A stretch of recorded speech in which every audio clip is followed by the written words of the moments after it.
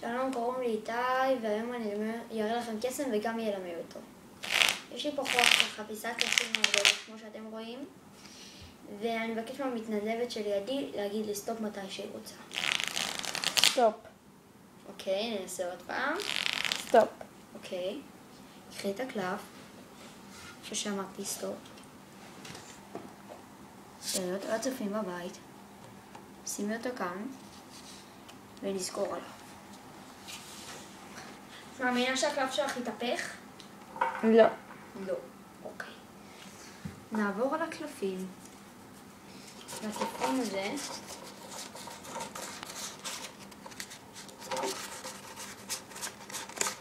צריכה לשים לב שיש פה קלף אחד הפוך, שזה הקלף שלך.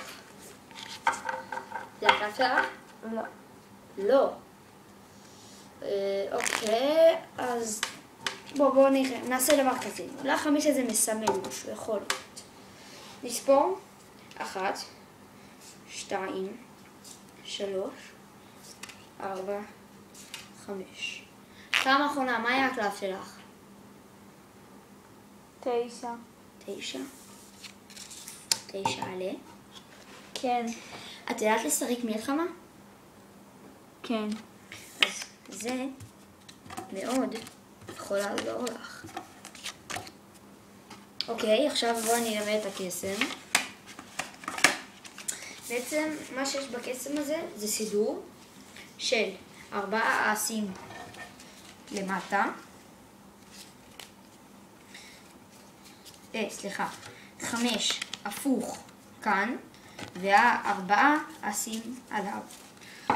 עכשיו אני מעביר את הקלפים, אני מדלג מהר מאוד על ההתחלה, וישר מעביר. כך שלא שמים לב שיש קלף הפוך. אז אני מבקש מהמתנדב שלי להגיד לי סטופ. טוב. אוקיי. ואז הוא לוקח את הקלף, באמת שאני לא יודע מה הוא. מראה לו אותו. ומבקש ממנו שישים את זה כאן, ואז עם האסים ועם 5 אני סוגר עליו. עכשיו אני עובר על הקלפים ואומר לו שהקלף שלו יתהפך. והקלף שלו לא באמת יתהפך, זה לא באמת הקלף שלו. ומראה לו שזה הקלף שלו. בזמן הזה שהוא חושב על הקלף, שהוא אומר שהוא יודע שזה לא הקלף שלו, עם 4 אסים האלה אני מכסה את זה כאן.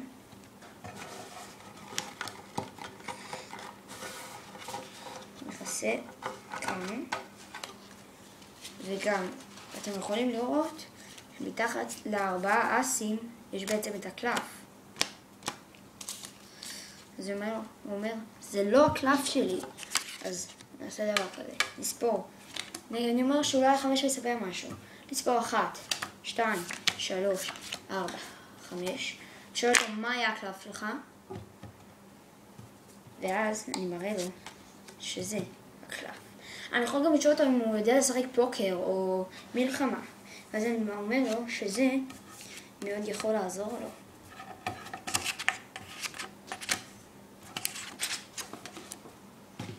תודה רבה, נתראה בקסם הבא.